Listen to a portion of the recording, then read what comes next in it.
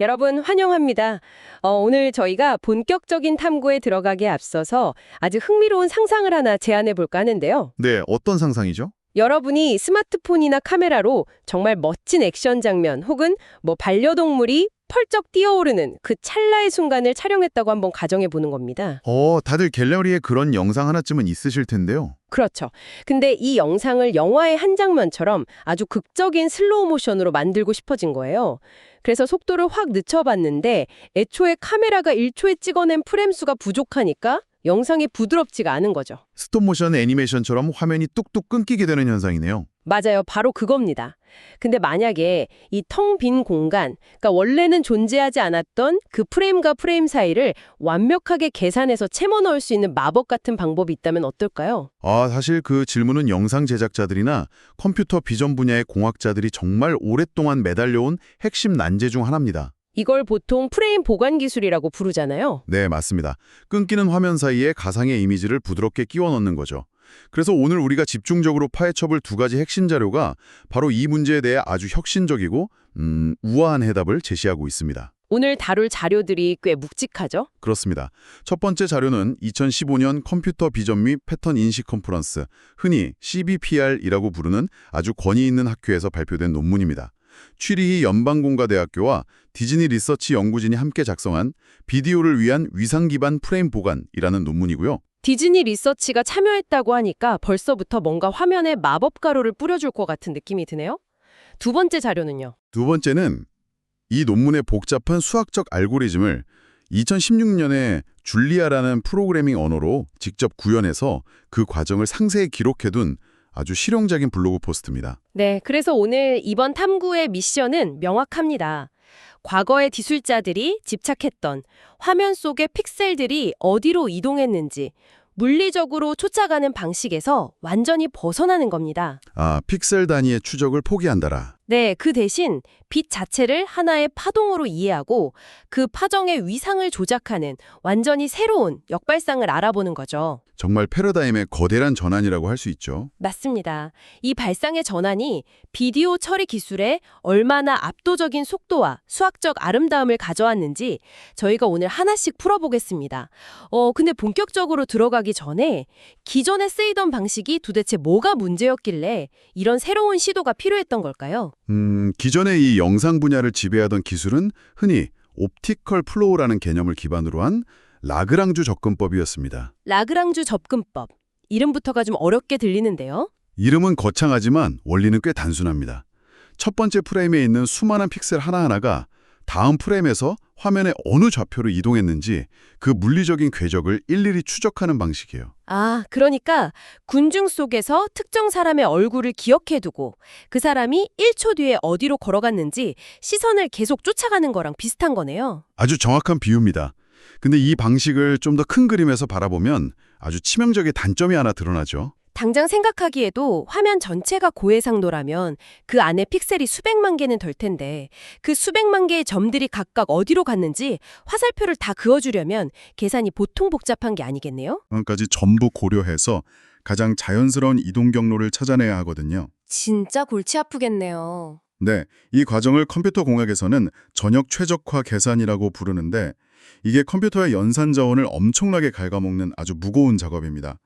오늘 저희가 다루는 논문에 제시된 구체적인 실험 데이터를 보면 그 한계가 여실히 드러나죠. 데이터가 어땠길래요? 1280 곱하기 720 해상도, 그리고 우리가 흔히 아는 HD급 이미지 단 한 장의 중간 프레임을 만들어내는데 당시 최고 수준을 자랑하던 옵티컬 플로우 알고리즘이 무려 952.8초를 썼습니다. 잠깐만요. 952초면 거진 15분이 훌쩍 넘는 시간 아닌가요? 영상 전체도 아니고 꼴랑 프레임 딱 한 장 만들어내는데 15분이 걸렸다고요? 네, 믿기 어렵겠지만 사실입니다. 그 정도면 컴퓨터가 혼자 끙끙대며 계산을 하는 동안 제가 커피 원두를 갈아서 내리고 그걸 다 마시면서 짧은 유튜브 영상까지 하나 다 볼 수 있는 시간이잖아요. 하하, 충분히 그러고도 남죠. 만약 1초짜리 60프레임 슬로우 모션 영상을 만들려면 컴퓨터를 진짜 며칠 동안 켜둬야 한다는 뜻이네요. 그렇죠. 그래서 상업적인 영상 제작 환경이나 실시간 처리에서는 사실상 쓸 수 없는 속도입니다. 하지만 더 심각한 문제는 따로 있어요. 속도가 전부가 아닙니다. 속도보다 더 심각한 문제가 있다고요. 네, 바로 환경의 변화, 그중에서도 특히 조명 변화에 너무나 취약하다는 점입니다. 아, 빛이 변하는 상황이요? 옵티컬 플로우는 기본적으로 밝기 불변성이라는 가정을 굳게 믿고 작동합니다. 물체가 이리저리 이동하더라도 그 물체를 이루는 픽셀의 고유한 밝기는 절대 변하지 않는다고 컴퓨터가 믿는 거죠. 아시다시피 현실 세계는 전혀 그렇지가 않잖아요. 구름이 해를 가려서 갑자기 그림자가 지기도 하고요. 맞아요. 자동차 유리에 쨍하게 빛이 반사되면서 조명 상태가 순식간에 변하는 일도 비일비재하죠. 그럼 픽셀의 밝기가 갑자기 변해버리면 컴퓨터 입장에서는 엄청 당황스럽겠네요.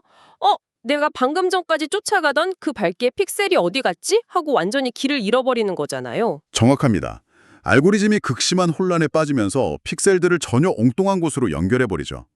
그 결과 화면의 일부가 기괴하게 일그러지거나 물체가 촛농처럼 녹아내리는 듯한 심각한 시각적 오류를 만들어냅니다. 이거 전문가들이 흔히 아티팩트라고 부르고요. 그러니까 점들을 일일이 쫓아가는 라그랑주 방식이 속도도 끔찍하게 느린 데다가 현실 세계의 빛 변화 앞에서는 융통성도 전혀 없다는 거군요. 네, 물리적인 한계에 부딪힌 겁니다. 자, 그럼 여러분 여기서부터가 진짜 흥미로운 부분입니다. 이 2015년 논문의 연구진은 픽셀의 위치를 쫓아다니는 이 피곤한 방식을 아주 과감히 버렸습니다. 완전히 새로운 판을 짠 거죠. 맞습니다.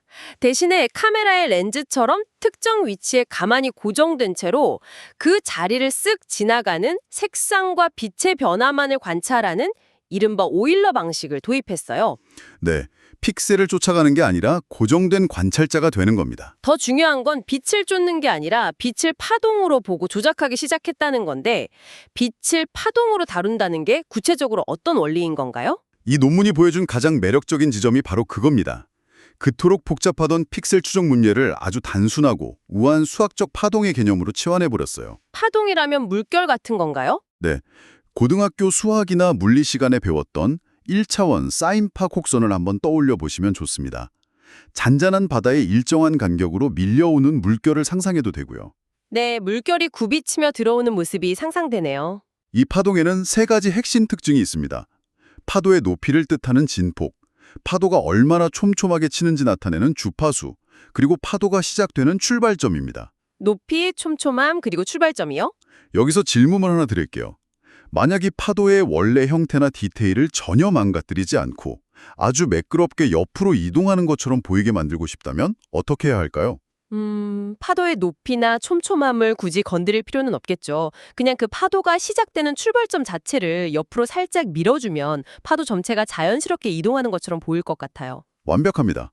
수학에서는 그 파도의 시작점이나 위치 상태를 바로 위상, 영어로 페이즈라고 부릅니다. 아, 그래서 위상 기반 프레임 보관이군요. 그렇습니다. 파동의 진폭이나 주파수 같은 복잡한 요소들은 그대로 내버려둔 채 단순히 이 위상값만 조금씩 더하거나 빼주는 겁니다. 그러면 물결 전체가 형태를 완벽히 유지하면서 부드럽게 움직이는 거죠. 연구진은 이 단순한 원리를 2차원 비디오의 픽셀들에 그대로 적용했습니다. 비디오 이미지를 이루는 수많은 픽셀들을 단순한 점이 아니라 다양한 크기와 촘촘함을 가진 빛의 물결들이 겹겹이 쌓여 있는 상태로 바라본 거네요. 네, 그렇게 관점을 바꾸면 첫 번째 프레임과 두 번째 프레임 사이에서 픽셀이 물리적으로 어디로 날아갔는지 낑낑대며 추리할 필요가 아예 없어집니다. 궤적을 쫓을 필요가 없다는 거군요. 맞습니다.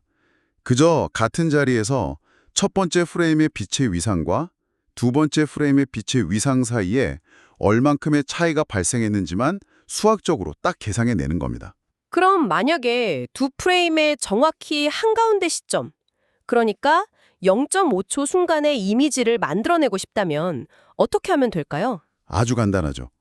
방금 구한 전체 위상 차이 값의 절반을 의미하는 0.5를 곱해서 기존 위상에 더해주기만 하면 끝납니다.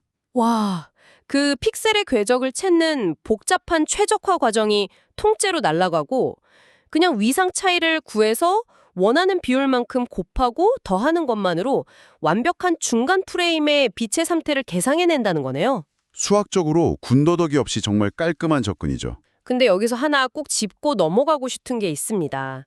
요즘 보면 사실 인공지능 기반, 그러니까 딥러닝 기술을 쓴 프레임 보관 기술도 엄청나게 발전했잖아요.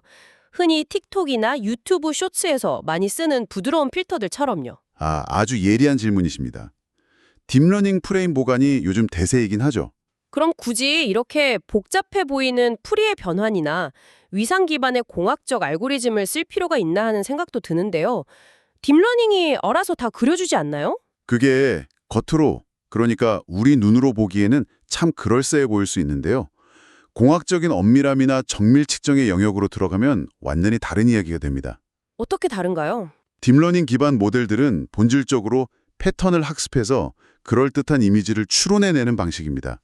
그러니까 프레임 사이에 없는 정보가 있을 때 주변 문맥을 보고 가짜 픽셀들을 지어내는 거죠. 아, 엄밀히 말하면 진짜 있었던 빛의 흐름이 아니라 인공지능이 상상해서 그려넣은 환각, 즉 할루시네이션이 발생한다는 거군요. 맞습니다. 일상적인 브이로그 영상을 부드럽게 만드는 데는 문제가 없지만 만약 이 영상을 기반으로 미세한 진폭을 측정해야 하는 기계공학적 분석이나 찰나의 움직임을 포착해야 하는 유체역학 데이터라면 어떨까요? 인공지능이 지어낸 가짜 정보 때문에 측정 결과가 완전히 망가질 수 있습니다. 아, 픽셀 하나하나의 값이 목숨만큼 중요한 정밀공학이나 과학실험에서는 딥러닝이 오히려 독이 될 수도 있겠네요. 그렇습니다. 반면에 이 위상 기반 보관법은 딥러닝처럼 무언가를 지어내지 않습니다.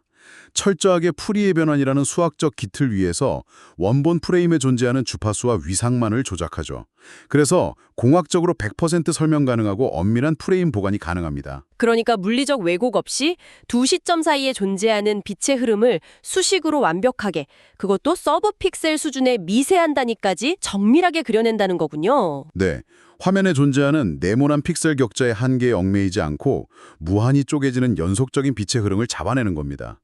신뢰도가 생명인 정밀 측정 분야에서 이 위상 기반 방식이 절대적인 강점을 가지는 이유죠. 설명을 듣고 보니까 이 위상 기반 비술이 정말 완벽한 것 같은데 논문을 계속 읽어보니까 아주 큰 장벽이 하나 가로막고 있었다고 나오더라고요. 네, 모든 기술에는 아킬레스건이 있기 마련이죠. 바로 위상 모호성이라는 딜레마던데 피사체가 화면 안에서 너무 빨리 움직여서 이 위상 변화가 한 바퀴, 즉 360도를 넘어가 버리면 치명적인 문제가 생긴다고 들었습니다. 여러분도 영화나 텔레비전에서 빠르게 달리는 자동차의 바퀴를 보신 적이 있으실 겁니다. 차는 분명히 앞으로 맹렬하게 달려가고 있는데 어느 순간 바퀴의 휠은 뒤로 천천히 거꾸로 도는 것처럼 보이는 착시 현상 말이죠. 아, 헬리콥터 프로펠러가 아주 천천히 도는 것처럼 보이는 그런 영상들도 있잖아요. 맞아요. 그게 바로 전형적인 위상 모호성입니다.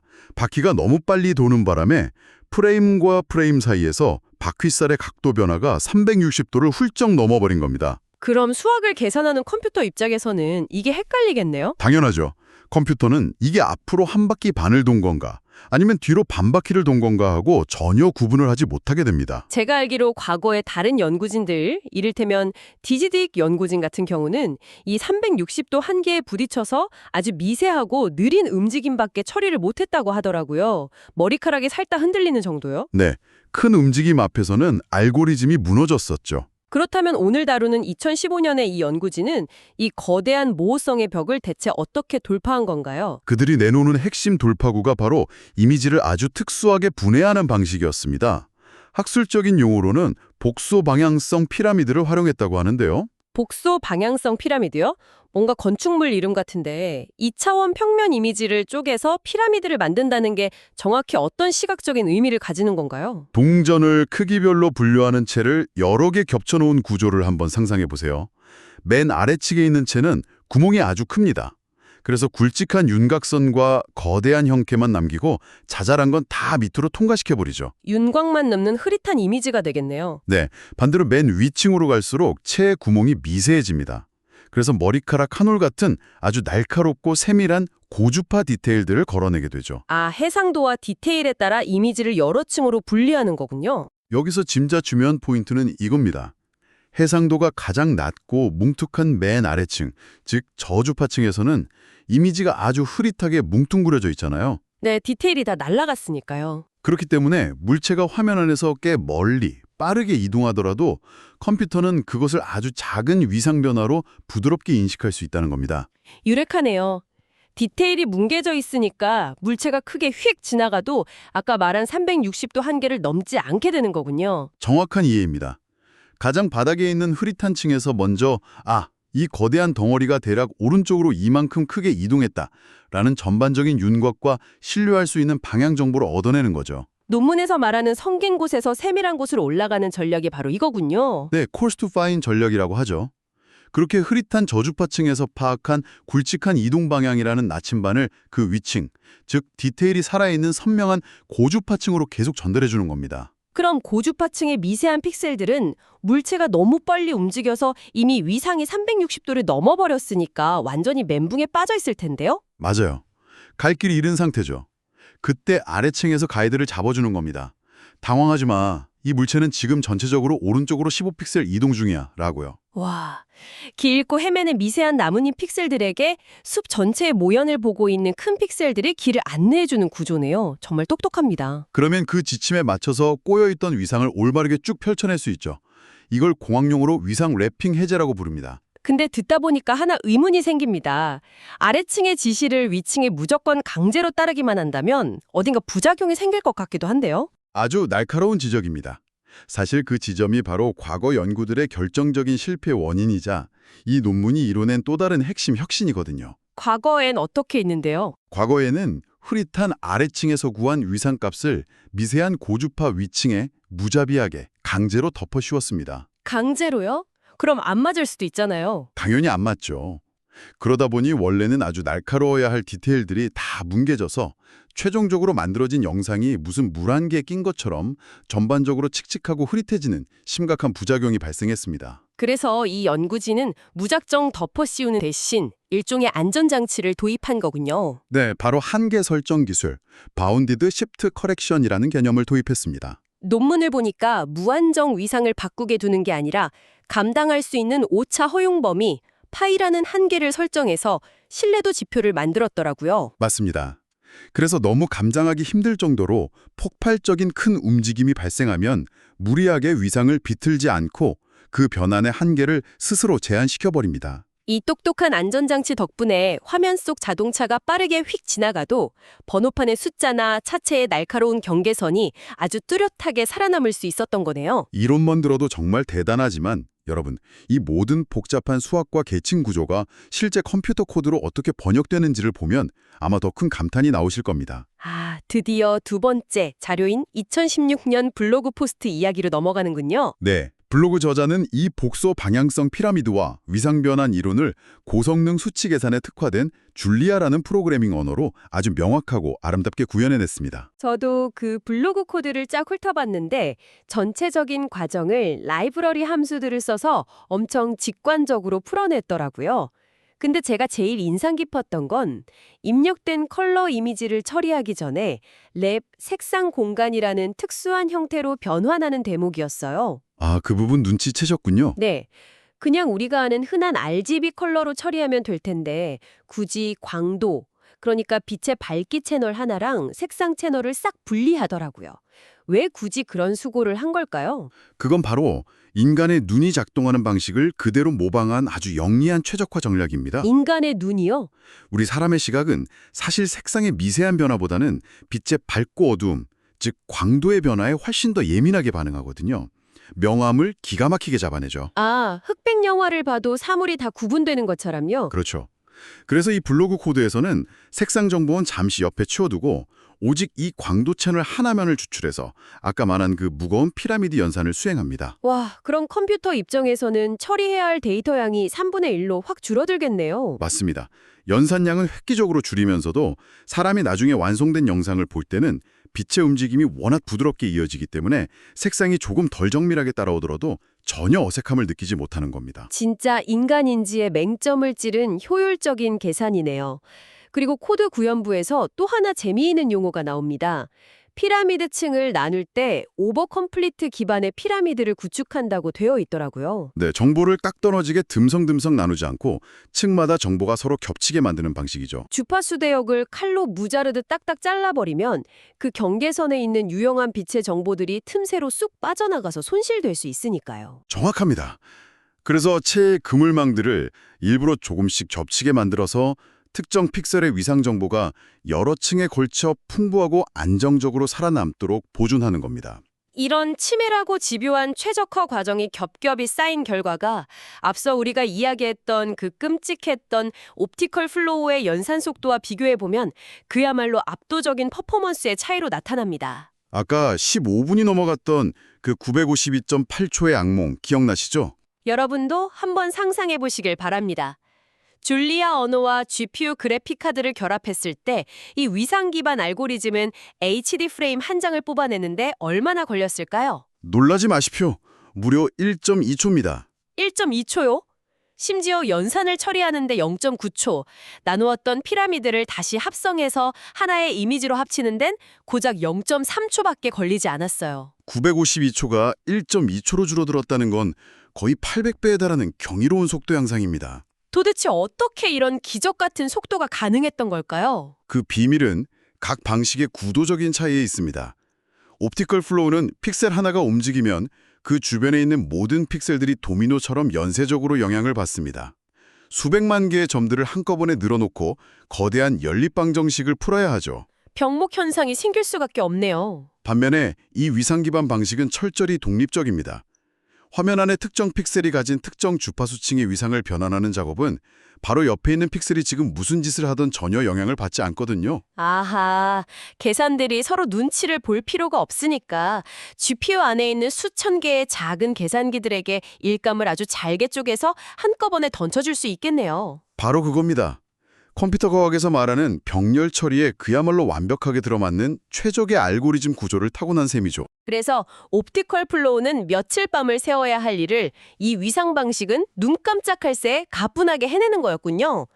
근데 전문가님, 듣다 보니까 저도 문득 한 가지 짓궂은 호기심이 생깁니다. 네, 어떤 호기심이시죠? 만약 화면에서 거대한 폭발이 일어나서 조명이 180도 뒤집히거나 카메라 렌즈 바로 앞을 무언가가 순식간에 휙 가리고 지나가 버리면 어떡하죠?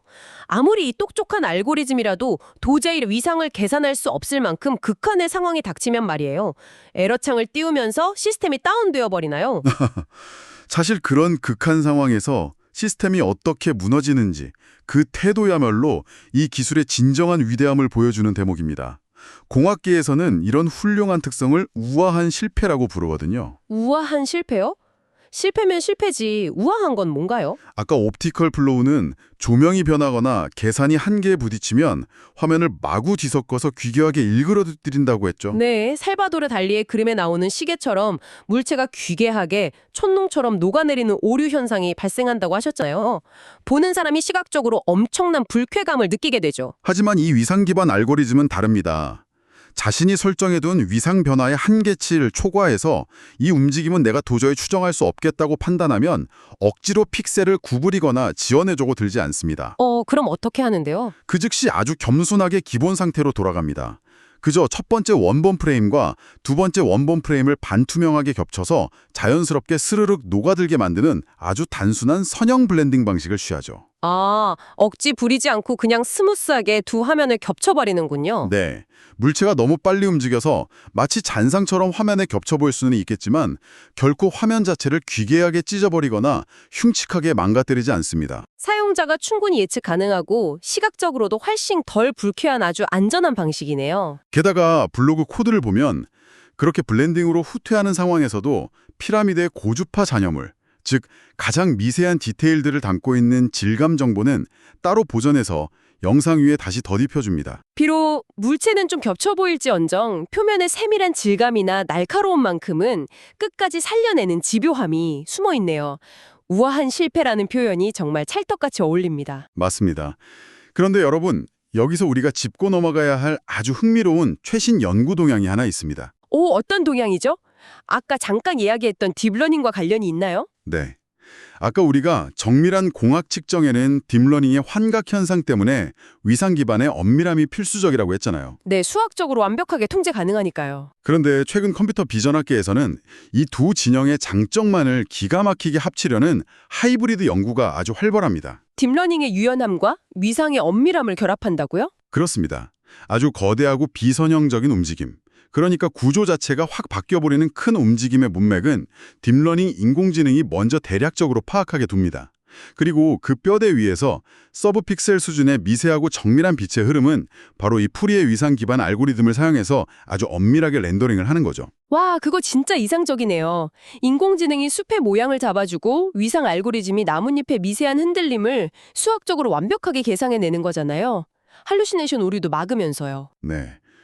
이렇게 되면 공학적 측정에도 충분히 쓸 수 있을 만큼 정밀하면서도 극한의 움직임까지 처리해내는 꿈의 보관 기술이 탄생하는 겁니다. 이 위상보관법 논문이 2015년에 나왔지만 그 수학적 뼈대는 현재의 최첨단 AI 기술과 결합되며 여전히 강력한 힘을 발휘하고 있는 셈이죠. 정말 기술의 발전은 서로 다른 관점들이 만나면서 이루어지는 것 같습니다. 자, 여러분, 오늘 우리가 나눈 이 깊은 이야기들이 결국 우리에게 던지는 메시지는 무엇일까요? 시야를 바꾸면 완전히 새로운 세상에 열린다는 거겠죠? 맞습니다.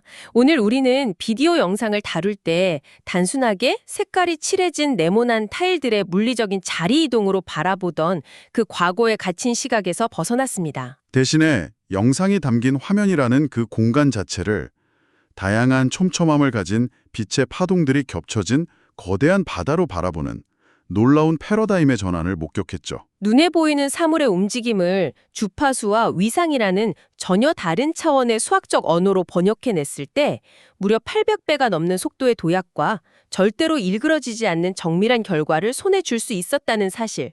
정말 경이롭지 않습니까? 네, 관점의 전환이 가져온 눈부신 공학적 승리입니다. 이 즐거운 탐구를 마치기 전에 청취자 여러분께 아주 도발적이고 흥미로운 생각의 씨앗을 하나 심어드리고 싶은데요. 오, 아주 좋습니다. 오늘 우리는 평면적인 2차원 비디오 이미지에서 빛의 위상을 조작해 프레임 사이에 잃어버린 시간을 마법처럼 복원해냈습니다. 그렇다면 만약에 이 위상 이동의 원리를 시각 영상이라는 틀을 넘어서 완전히 다른 차원의 데이터에 적용해본다면 어떨까요? 다른 차원의 데이터라면 구체적으로 어떤 게 있을까요? 예를 들어서 병원에서 찍는 단층 촬영, 즉 3D 의료 스캔 데이터를 생각해 봅시다. 이건 용량이 너무 커서 층과 층 사이가 등성등성하게 촬영되는 경우가 많은데요. 그 사이에 텅 빈 공간의 데이터를 이 위상 기반 알고리즘으로 추론해서 완벽하고 매끄러운 3차원 입체 장기를 재구성해낸다면 어떨까요?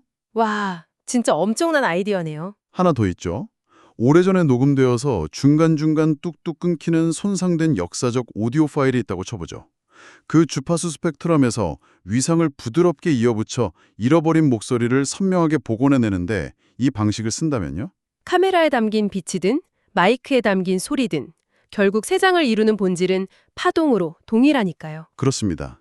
이 한 편의 논문과 몇 줄의 코드가 품고 있는 잠재력은 단순한 비디오의 프레임을 늘려주는 것을 넘어서 손상된 세상을 복원하는 무궁무진한 열쇠가 될지도 모릅니다. 3D 의료 스캔의 복원부터 오디오 파일의 복구까지 파동의 본질을 꿰뚫은 정말 가슴 뛰는 상상력입니다. 오늘 저희 방송을 들으신 여러분들도 당장 오늘 저녁부터 텔레비전의 매끄러운 영화 장면이나 스마트폰의 120Hz 고주사율 화면을 보실 때 화면 표면의 픽셀들 너머에서 끊임없이 계산되고 춤추고 있는 보이지 않는 파동과 위상의 움직임을 꼭 한번 떠올려 보시기를 바랍니다. 아마 세상의 움직임을 이해하는 완전히 새로운 눈을 얻게 되실 겁니다. 네, 오늘 준비한 깊은 탐구는 여기까지입니다. 다음 시간에도 여러분의 지적 호기심을 팍팍 자극할 더 놀랍고 깊이 있는 지식들을 엮어서 다시 찾아오겠습니다. 오늘 함께 탐험해 주셔서 감사합니다. 감사합니다.